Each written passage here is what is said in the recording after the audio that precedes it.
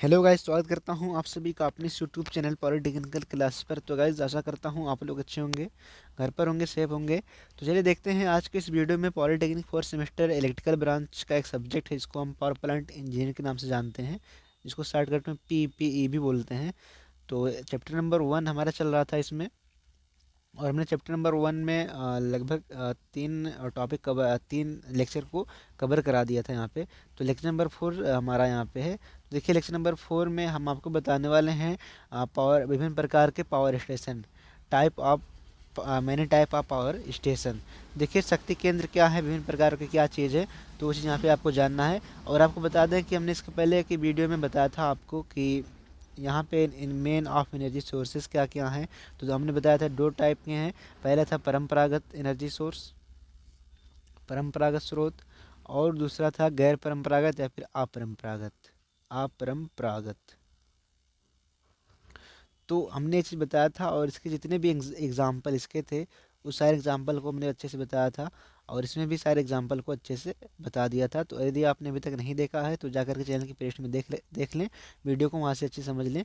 और देखिए, यहाँ पे हमको देखना है विभिन्न प्रकार के पावर स्टेशन को, शक्ति केंद्र को। देखिए, यहाँ पे कुछ प्रमुख शक्ति केंद्र निम्नलिखित हैं, जो यहाँ पे हमने आपको बताना है, जो आपके सब्जेक्ट में है, आपके टॉपिक में है। कुछ प्रकार के शक्ति केंद्र, जैसे कि तापीय शक्ति केंद्र, thermal power plant, hydro power plant, नाभिकीय पावर प्लांट। तो ये सारी चीज़ आपको यहाँ पे जानना है। देखिए, तापीय शक्ति केंद्र या फिर आप थर्मल पावर स्टेशन भी कह सकते हैं, पावर प्लांट भी बोल सकते हैं। तो क्या होता है, पहला वाला हमारा देख ले यहाँ पे। तो देखिए, तापीय शक्ति केंद्र वह केंद्र है जहाँ ऊष्मा ऊर्जा को विद्युत ऊर्जा में परिवर्तित किया जाता है। देखिए, ऊष्मा ऊर्जा का हम यहाँ पे यूज करते हैं और विद्युत ऊर्जा में यहाँ पे कन्वर्ट करते हैं। तापीय शक्ति केंद्र एक ऐसा केंद्र जिस जहाँ पे हम क्या करते हैं,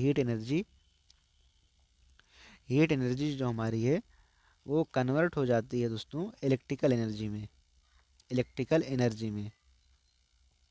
तो आशा करते हैं समझ में आ रहा होगा। तो देखिए, आपको कुछ ज़्यादा नहीं नहीं लिखना, अगर एग्जाम में आता है तो ऐसे ही थोड़े थोड़े पॉइंट को लिखना। बाकी आप इसके चैप्टर को भी आने वाले वीडियो में अच्छे से पढ़ेंगे। थर्मल पावर प्लांट के बारे में, हाइड्रो पावर प्लांट के बारे में सारी चीज़ आप अच्छे से फुल डिटेल में पढ़ने वाले हैं। देखिए, यहाँ पे ये चीज़ आपको समझ में आ गया होगा। और देखते हैं क्या चीज़ लिखा गया है कि इस प्रक्रम में टरबाइन को ताप या भाप, जिसको हम स्टीम बोलते हैं, के द्वारा चलाया जाता है। देखो, जो हमारा टरबाइन होता है उसको हम ताप या भाप के द्वारा चलाते हैं। और क्या करते हैं, जल को गर्म किया मतलब इसको अगर हमें ताप और भाप के द्वारा चलाना है तो हम क्या करेंगे कि जल जो हमारा होगा उसको हम गर्म करेंगे, उसके बाद भाप में परिवर्तित करते हैं। उसके बाद क्या करते हैं दोस्तों, भाप में परिवर्तित करते हैं, और यही भाप टरबाइन को घुमाता है। और ये जो भाप होता है क्या होता है, टरबाइन को घुमाता है हमारा। फिर देखिए आगे क्या होगा, जो विद्युत जनित को चलाता है, जो क्या करते हैं, विद्युत जनित को चलाता है। देखिए, जो अब टरबाइन से जुड़ा कोई विद्युत जनित्र मान लेते हैं, अगर फिगर के माध्यम से आपको बताएं यहाँ पे, तो मान लीजिए हमारा लगा टरबाइन, ये हमारा टरबाइन है, और इससे कनेक्ट है हमारा विद्युत जनित्र, विद्युत जनित्र कनेक्ट है। तो अब यहाँ पे देखिए, जो हम यहाँ पे भाप के द्वारा इस टरबाइन को चलाएंगे, टरबाइन को चलाएंगे हम यहाँ पे, तो फिर क्या होगा दोस्तों, ये जो टरबाइन होगा, यहाँ पे क्या यांत्रिक ऊर्जा उत्पन्न होगी। आपको पता है टरबाइन यांत्रिक ऊर्जा उत्पन्न करता है, हमने कई वीडियो में बताया। तो ये जो यांत्रिक ऊर्जा होगी विद्युत जनित में जाएगी, और ये विद्युत जनित क्या करेगा, इलेक्ट्रिकल एनर्जी प्रोवाइड करेगा, इलेक्ट्रिकल एनर्जी उत्पन्न करेगा। तो आशा करते हैं चीज़ आपको समझ में आ गया होगा। तो वही चीज़ यहाँ पे समझाया गया है कि और यही भाप टरबाइन को घुमाता है जो विद्युत जनित्र को चलाता है। और देखिए, भाप को टरबाइन से गुजारते हुए कंडेंसर में संघनित करते हैं। देखिए, संघनित का मतलब ये हुआ, जो हमारी भाप होगी उसको हम संघनित ठंडा करते हैं, इसके बाद क्या होता है, जल के रूप में परिवर्तित हो जाएगा। तो अभी आपको इसका यूज बताएंगे क्या चीज़ है ये, हम क्यों करते हैं। तो देखिए, और आगे क्या लिखा गया है कि तथा इसे पुनर्नवीकरण यानी कि रिसाइकिल करते हैं। और देखिए आगे क्या है कि जहाँ इसे गर्म किया जाता है, जहाँ क्या करते हैं, गर्म किया जाता है, इसी को रैनकिन साइकिल कहते हैं। इसी को क्या बोलते हैं, रैनकिन साइकिल के बारे में आप अच्छे से पढ़ेंगे इस चैप्टर, जब इस चैप्टर को हम पढ़ाएंगे तो ये चीज़ अच्छे से आप पढ़ेंगे वहाँ पे। इस सिद्धांत को चित्र से समझिए। तो देखिए, यहाँ पे हमने जो बताया वही चीज़ यहाँ पे भी बताया गया है कि क्या होता है कि जो भी हमारा मान लीजिए जल होता है, यहाँ पे जल ले लेते हैं, ये हमारा वाली जल है, और इस जल को हमने क्या किया, भाप के रूप में कन्वर्ट किया, ताप दिया तो भाप के रूप में क्या हो गया, कन्वर्ट हो गया। फिर इसके बाद क्या हुआ कि यहाँ पे देखिए, इसके द्वारा यहाँ पे आया, फिर यहाँ पे हमने लगा रखा प्राइम मूवर, या फिर इसको हम टरबाइन बोलते हैं। तो क्या होगा, ये टरबाइन को क्या करेगा, चलाएगा, टरबाइन को चलाएगा यहाँ पे। और यहाँ पे देखिए वर्क मतलब यहाँ पे और सारी चीज़ें लगी होंगी, जैसे कि विद्युत जनित्र भी लगा होगा, तो जनित्र भी वहाँ पे चलेगा, मतलब यहाँ पे इलेक्ट्रिकल पावर यहाँ से कन्वर्ट हो गई, इलेक्ट्रिकल पावर उत्पन्न हो गई, इलेक्ट्रिकल पावर यहाँ पे उत्पन्न हो गई। तो जब यहाँ पे इलेक्ट्रिकल पावर उत्पन्न हो गई, फिर क्या होगा कि यहाँ पे क्या होगा, ये जो गैस होगी या फिर भाप होगी वो संघनित होगी, जब ये संघनित होगी तो फिर क्या होगी कि ये जल के रूप में कन्वर्ट हो जाएगी। जब वो जल के रूप में कन्वर्ट हो जाए, क्या होगा कि यहाँ से ऐसे रिटर्न होते हुए फिर इसी बॉयलर में चला आएगा। फिर क्या होगा कि फिर गर्म होगा, फिर इस यहाँ पे जाएगा, फिर ऐसे करके आता आता रहेगा। मतलब यहाँ पे क्या है कि जो भी चीज़ें बच रही हैं, उसका हम फिर उससे क्या कर रहे हैं, ऊर्जा का उत्पादन कर रहे हैं। मतलब यहाँ पे कोई भी चीज़ वेस्ट नहीं हो रही है। तो ये चीज़ बहुत ही अच्छी चीज़ है कि हमारा जो ऊर्जा है, जो भी है, उसका उत्पादन और ज़्यादा हो रहा है, मतलब ऊर्जा वेस्ट नहीं हो रही है। तो यहाँ पे ये चीज़ है, वही समझाया गया था। तो आशा करते हैं आपको ये क्या था कि हमारा थर्मल पावर प्लांट यानी कि तापीय शक्ति केंद्र अच्छे समझ में आ गया होगा। तो चलिए देखते हैं आपका जो और केंद्र आपका है, और पावर स्टेशन है क्या क्या है। जल शक्ति केंद्र दूसरे नंबर का। देखिए जल शक्ति केंद्र, जिसको हम हाइड्रो पावर स्टेशन कहते हैं, क्या चीज़ होता है दोस्तों। तो देखिए विद्युत शक्ति उपार्जन के लिए प्राकृतिक जल ऊर्जा का एक महत्वपूर्ण स्रोत है। तो देखिए विद्युत शक्ति को अगर हमें उत्पन्न करना है, तो प्राकृतिक जल, आपको पता है कि हमारे भारत देश में बहुत सारी नदियाँ पाई जाती हैं। तो बहुत ही मतलब जल का बहुत ही अच्छा भंडार है। तो ऊर्जा का बहुत ही महत्वपूर्ण यहाँ पे स्रोत है, और इसका सही उपयोग करके सस्ती दरों पर विद्युत शक्ति का उपार्जन किया जा सकता है। अब देखिए अगर हम इसका सही तरीके से, अच्छे तरीके से यूज करें, तो हम सस्ते रुपये में जो है यहाँ पे बिजली का उत्पादन कर सकते हैं। तो वही चीज़ यहाँ पे समझाया गया है। और देखिए लिखा गया कि जल विद्युत केंद्र विद्युत जनित्रों से युग्मित टरबाइनों के द्वारा पानी में संग्रहित ऊर्जा को विद्युत ऊर्जा में परिवर्तित कर सकते हैं। तो देखिए जितने भी जल विद्युत केंद्र होंगे, क्या होते हैं वहाँ पे कि विद्युत जनित्र लगे होते हैं उसमें, और क्या होता है, टरबाइन भी लगा होता है। तो टरबाइन के द्वारा जो हमारी जल में संग्रहित ऊर्जा होती है, जैसे कि हमने इसके पहले के टॉपिक में आपको जब बताया था, शायद हमने कंजर्वेशन में पढ़ाया था, एनर्जी कंजर्वेशन में, तो उसमें मैंने ये बताया था, हाइड्रो पावर प्लांट के बारे में बताकर बनाया था कि जल में जो पाई जाती है स्थितिज ऊर्जा और गतिज ऊर्जा पाई जाती है।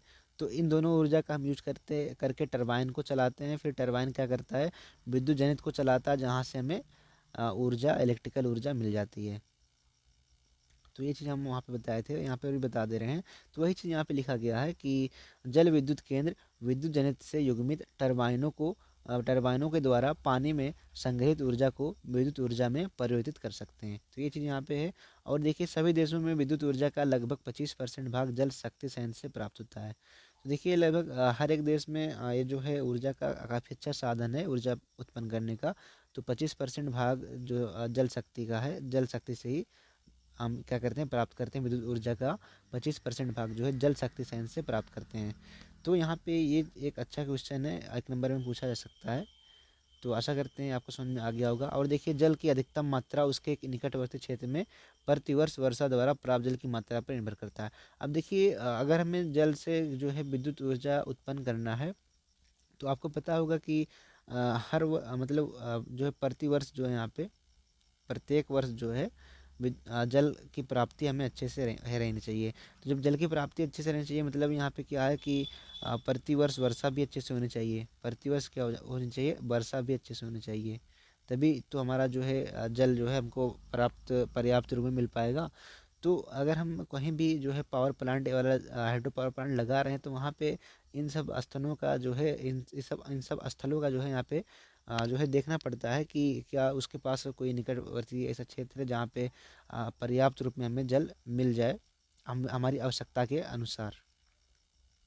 तो यहाँ पे ये चीज़ देखना पड़ता है। तो आशा करते हैं ये चीज़ आपको समझ में आ गया होगा। और इसको अच्छे से समझना है तो आप एनर्जी कंजर्वेशन लेक्चर को देख लीजिएगा, वहाँ से हमने अच्छे से इसको समझाया है। और देखिए यहाँ पे तीसरा जो आपका है गैस टरबाइन शक्ति केंद्र। तो देखिए गैस टरबाइन पावर स्टेशन क्या होता है, पावर प्लांट क्या होता है। देखिए गैस टरबाइन का मुख्य भाग संपीड़क दहन कक्ष तथा टरबाइन होते हैं। तो देखिए इसका जो मेन पार्ट है संपीड़क होता है, संपीड़क दहन कक्ष होता है, और क्या होता है, टरबाइन होता है। मुख्य भाग की सहायता के लिए फ्यूल सिस्टम, स्नेहक पद्धति, स्टार्टर पद्धति आवश्यक होते हैं। तो अब अगर हम बात करें मुख्य भाग की सहायता में जो यूज होते हैं, यहाँ पे फ्यूल सिस्टम होता है, स्नेहक पद्धति होती है, स्टार्टर भी लगाया जाता है। तो इन सारी पद्धतियों का हम क्या करते हैं, यूज करते हैं। और देखिए क्या चीज़ है कि जब संयंत्र को चालू किया जाता है, तो संपीड़क कक्ष में वायुमंडलीय वायु का संपीड़न वायुमंडलीय दाब से कई गुने अधिक तक किया जाता है। तो देखिए जब हम क्या करते हैं संपीड़क कक्ष में वायुमंडलीय वायु का संपीड़न जो करते हैं तो क्या होता है कि वायुमंडलीय दाब से कई गुने अधिक तक जो है उसका हम क्या करते हैं संपीड़न करते हैं। फिर क्या होता है कि जिस कारण वायु के तापमान में वृद्धि होती है। जब हम क्या करते हैं कि वायुमंडलीय दाब से कई गुने अधिक दाब पे संपीड़न करते हैं तो क्या होता है कि तापमान में अधिक वृद्धि होती है, मतलब जो वायु होती है उसके तापमान में अधिक वृद्धि हो जाती है। फिर क्या होता है कि दहन कक्ष के उपस्थित ईंधन का दहन संपीड़क से भेजी गई वायु के द्वारा किया जाता है। तो देखिए वही चीज़ यहाँ पे कहा गया है कि वायु के तापमान में वृद्धि जब होती है तो क्या होता है कि दहन कक्ष में उपस्थित ईंधन का जो दहन होता है संपीड़क से भेजी गई वायु के द्वारा ही किया जाता है। अतः दहन के फलस्वरूप उत्पन्न उच्च तापमान की गैसों का टरबाइन में नाजल के माध्यम से विस्तार होता है। तो जब गैसों का नाजल के माध्यम से विस्तार होगा तब फिर देखिए क्या होगा कि जिससे यांत्रिक ऊर्जा उत्पन्न होती है। तो देखिए जब गैसों का विस्तार होगा तो हमारी यांत्रिक ऊर्जा उत्पन्न होती है। फिर इसके बाद क्या होता है, देखिए कुछ पॉइंट लिखा गया कि टरबाइन से निष्कासित गैसों का तापमान 475 डिग्री से 550 डिग्री तक होता है। और देखिए क्या होता है आगे, तो यहाँ पे वही इतनी चीज़ लिखा गया है। जब देखिए यहाँ पे यांत्रिक ऊर्जा उत्पन्न होगी हमारी, अगर आपको हम यहाँ पे अच्छे से थोड़ा सा बात करें कि जो हमारा गैस टरबाइन शक्ति केंद्र होता है, देखिए आपको बता दें कि संपीड़क वायु जो होता है, वायु यहाँ पे वायु का यूज़ किया जाता है। वायु मतलब गैस का ही हम यूज़ करते हैं, यहाँ पे कोई ना कोई गैस होती है। तो फिर क्या करते हैं इसको जो है इसको संपीड़ित करते हैं, संपीड़ित करते हैं वायुमंडलीय तापमान से ज़्यादा के तापमान पर, वायुमंडलीय तापमान से ज़्यादा के तापमान पर, वायुमंडलीय ताप से ज़्यादा पर, ताप से ज़्यादा पर क्या करते हैं दोस्तों, इसको संपीड़ित करते हैं। फिर जब संपीड़ित करते हैं तो फिर क्या होता है कि ये जो वायु का जो तापमान होता है बढ़ जाता है। तापमान जब बढ़ जाएगा तो जब तापमान बढ़ जाएगा हमारा यहाँ पे तो फिर क्या होगा कि गैस जो है यहाँ पे और फैलने लगेगी। फिर क्या होगा कि गैस जब फैलने लगेगी तो फिर क्या होगा कि इसी गैस के द्वारा हम क्या करेंगे, यांत्रिक ऊर्जा उत्पन्न होती है। जब नाजल में भेजते हैं तो यांत्रिक ऊर्जा वहाँ से उत्पन्न होती है। तो जब ये जो यांत्रिक ऊर्जा उत्पन्न होती है तो इसके द्वारा हम क्या करते हैं दोस्तों, जो हमारा टरबाइन लगा होता है, आपको पता है टरबाइन पे आंतरिक ऊर्जा के द्वारा ही इसको चलाया जाता है, मैकेनिकल एनर्जी के द्वारा ही इसको चलाया जाता है। तो टरबाइन जो हमारा चलता है तो फिर क्या होता है कि विद्युत जनित्र लगा होता है और इसी विद्युत जनित्र के द्वारा इसको चलाया जाता है, विद्युत जनित्र को चलाया जाता है टरबाइन के माध्यम से।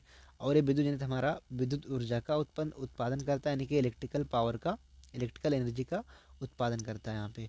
तो बस यही इसका कंसेप्ट था, यही आपको समझना था। तो आशा करते हैं आपको समझ में आ गया होगा। और चलिए देखते हैं हमारा जो अगले टॉपिक है क्या है कि डीजल शक्ति केंद्र। तो डीजल पावर स्टेशन क्या होता है, क्या चीज़ है। तो देखिए डीजल के बारे में आपने सुना होगा, अपने गांव में जब शादी वादी पड़ती है तो क्या करते हैं वहाँ पे, जो क्या करते हैं जनरेटर लगा होता है उसमें आप डीजल का यूज करके जनरेटर को चलाते हैं और सारी चीज़ें आप करते हैं। तो देखिए डीजल इंजन एक द्रव जिसे सामान्यतः डीजल तेल कहते हैं से प्राप्त ऊर्जा, 1 मिनट की, डीजल इंजन एक द्रव जिसे सामान्यतः डीजल तेल कहते हैं से ऊर्जा प्राप्त करता है। तो देखिए जो डीजल इंजन जो होता है, क्या होता है कि एक द्रव जिसे सामान्यतः हम डीजल तेल कहते हैं, क्या होता है कि इस डीजल तेल का हम डीजल इंजन में क्या करते हैं, यूज करते हैं और ऊर्जा का हम प्राप्ति करते हैं। तो ये चीज़ आपको समझ में आ गया होगा। और देखिए क्या लिखा गया है, और इसे यांत्रिक ऊर्जा में क्या होता है, परिणत होता है। और इसे हम क्या करते हैं कि यांत्रिक ऊर्जा में इसको हम कन्वर्ट कर देते हैं। और देखिए फिर क्या होता है कि डीजल इंजन का प्रयोग उपभोक्ताओं के अपने व्यक्तिगत छोटे शक्ति संयंत्रों के जनित्र सेट के साथ बहुत अधिक प्रचलित है। देखिए आपको पता है कि जनित्र सेट मतलब कि जनरेटर के साथ जो है अधिक इसका यूज किया जाता है, तमाम चीज़ें वहाँ पे होती हैं। आपने देखा होगा जनरेटर में डीजल को जो है डाला जाता है, फिर इसके बाद चलाया जाता है, सारी चीज़ें वहाँ पे सारे कारों किया जाता है। तो आपको ये पता होगा छोटे छोटे जो इंडस्ट्री है वहाँ पे इसका यूज होता है, छोटे छोटे इंडस्ट्रियों में। तो आशा करते हैं कि आपको समझ में आ गया होगा। और देखिए यहाँ पे डीजल इंजन अंतर दहन इंजनों के सिद्धांत पर कार्य करता है। तो हमारा जो डीजल इंजन है वो क्या होता है कि अंतर दहन इंजनों के सिद्धांत पर कार्य करता है। अब देखिए अंतर दहन जो है सिद्धांत क्या है, अंतर दहन इंजन का सिद्धांत क्या है कि इस सिद्धांत के अंतर्गत सिलेंडर के अंदर ईंधन जलता है। सिलेंडर एक प्रकार से बनाया जाता है और इसके अंदर ईंधन जलता है। फिर क्या होता है कि ईंधन के जलने से उपजी शक्ति द्वारा पिस्टन पश्चात गति से चलता है। तो देखिए पिस्टन लगा होता है और वो पश्चाग्र गति से वो चलता है। फिर क्या होता है कि पिस्टन का संबंध संयोजक दंड यानी कनेक्टिंग रॉड के द्वारा क्रैंक शाफ्ट से होता है। तो क्रैंक शाफ्ट भी लगा होता है तो उसके द्वारा जोड़ा जाता है।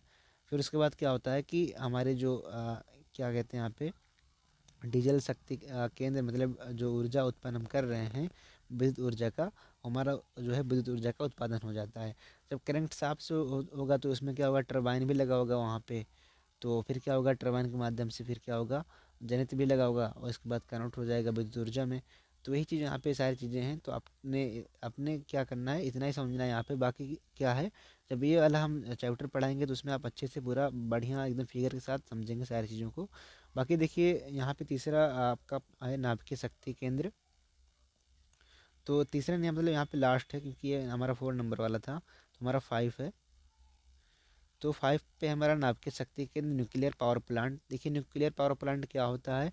नाभिकीय शक्ति के विषय में महत्वपूर्ण तथ्य यह है कि क्रियाशील पदार्थ की थोड़ी सी मात्रा से ऊर्जा की विशाल मात्रा मुक्त होती है।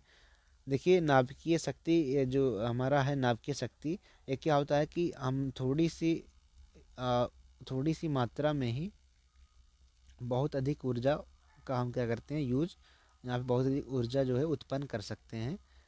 तो वही चीज़ यहाँ पे समझाया गया है। और देखिए कितना हम कर सकते हैं, 1 किलोग्राम अगर हम मान लेते हैं यूरेनियम लेते हैं और उसका हम क्या करते हैं पूर्णतः विखंडन करते हैं। देखिए 1 किलोग्राम यूरेनियम के पूर्णतः विभाजित होने पर प्राप्त ऊर्जा 3100 टन तेल से प्राप्त ऊर्जा के तुल्य होगी। मतलब अगर आप 3100 टन तेल जो है यहाँ पे यूज करके ऊर्जा का उत्पादन कर रहे हैं, तो हम 1 केजी में ही उतनी ऊर्जा का क्या कर रहे हैं, उत्पादन कर ले रहे हैं। तो देखिए नाभिकीय शक्ति का कितना मतलब यहाँ पे कितनी ज़्यादा आप उत्पन्न कर पा रहे हैं, कई गुना आप जो है यहाँ पे उत्पन्न कर पा रहे हैं अन्य ऊर्जा के अलावा।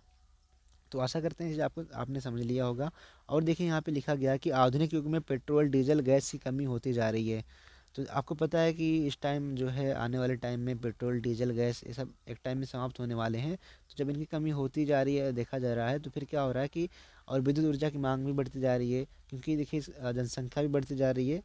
और देखिए इसका कारण भारतवर्ष में जनसंख्या वृद्धि है और इनकी मांग की पूर्ति के लिए नाभिकीय ऊर्जा का उत्पादन किया गया। तो देखिए जब जनसंख्या में वृद्धि हो रही है तो मतलब जितनी ज़्यादा जनसंख्या की वृद्धि होगी उतनी ज़्यादा ऊर्जा की भी यहाँ पे खपत होगी। तो जब ऊर्जा की यहाँ पे खपत होगी मतलब ऊर्जा में कमी होगी। जब ये ऊर्जा में कमी होगी तो फिर क्या होगा कि इस ऊर्जा को हमें अगर और डेवलप करना है और बढ़ाना है तो हम इस चीज़ का यूज़ करेंगे, यानी कि नाभिकीय ऊर्जा का क्या करेंगे हम यहाँ पे यूज करेंगे और इसके द्वारा क्या करेंगे हम ऊर्जा का उत्पादन करेंगे। और देखिए क्या लिखा गया है कि नाभिकीय शक्ति प्राप्त करने के लिए प्रमुख ईंधन थोरियम तथा यूरेनियम है। तो देखिए नाभिकीय ऊर्जा का यहाँ पे प्रमुख साधन यही है कि ईंधन जो है यहाँ पे थोरियम और यूरेनियम यूज होता है। थोरियम का 80% भंडार जो है भारत में है। मतलब जो थोरियम है उसका 80% जो भंडार यहाँ पे भारत देश में हमारे है। और 32 देशों में लगभग 155 नाभिकीय शक्ति संयंत्र हैं। तो देखिए 32 देशों में 155 नाभिकीय शक्ति संयंत्र भी स्थापित हैं इस टाइम में। तो ये सारी आपकी नॉलेज वाली चीज़ें हैं, 1 नंबर में क्वेश्चन यहाँ से बन जाता है, आप थ्योरी भी बना करके लिख सकते हैं एग्ज़ाम में। और देखिए नाभिकीय शक्ति संयंत्र की संरचना भी आप देख सकते हैं कुछ इस टाइप से है कि यहाँ पे देखिए रिएक्टर लगाया गया है, कूलेंट है और कूलेंट पंप भी है यहाँ पे, हीटर एक्सचेंजर है, भाप है, टरबाइन है, जनरेटर भी लगाया गया है, चीज़ जनरेटर है, संघनित्र भी यहाँ पे, शीतल जल यहाँ पे, भंडार जल है। तो देखिए यहाँ पे ये सारी चीज़ें टरबाइन जो क्या करता है कि आंतरिक ऊर्जा जो है उत्पन्न करेगा, फिर जनरेटर को चलाएगा, यहाँ से फिर क्या उत्पन्न होगी, विद्युत उत्पन्न हो जाएगी, बिजली उत्पन्न हो जाएगी यहाँ से। और इस भाप का हम यूज़ करके टरबाइन को भी चलाएंगे यहाँ पे, भाप को यूज़ करके टरबाइन यहाँ पे चलाते हैं दोस्तों।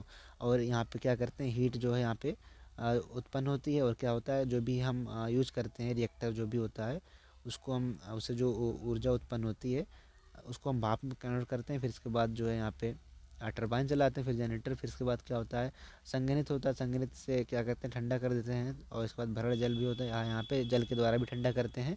तो इस प्रकार से सारी चीज़ें यहाँ पे प्रोसेस होता है। बाकी जब इसका फुल चैप्टर आपको पढ़ाएंगे तब वहाँ पे आपको अच्छे से सारी चीज़ें बता देंगे। तो आपको बस इतना ही लिखना था विभिन्न प्रकार के पावर स्टेशन के बारे में। तो एग्ज़ाम में आपसे क्वेश्चन पूछ लेता कि विभिन्न प्रकार के पावर स्टेशन के बारे में तुलना करते हुए बताइए, तो ये भी था। और आपकी बुक में एक चार्ट दे रखा है, तो उस चार्ट को भी आप देख सकते हैं तुलनात्मक अध्ययन के रूप में, तो वहाँ से भी समझ सकते हैं चीज़ों को। तो आशा करते हैं आपको वीडियो अच्छी लगी होगी। अगर वीडियो अच्छी लगी वीडियो को लाइक कर दें और दोस्तों में क्या करना है शेयर भी कर देना चैनल को और सब्सक्राइब भी करवा देना है। और देखिए टेलीग्राम ज्वाइन कर लीजिए, टेलीग्राम जो है चैनल इसी चैनल के नाम से है, इसी लोगों के नाम से भी इसी प्रकार का लोगो भी लगा है। पॉलीटेक्निकल क्लासेस के नाम से हमारा टेलीग्राम चैनल है, तो उसको भी ज्वाइन कर लीजिए, वहाँ से आपको PDF मिल जाएगा।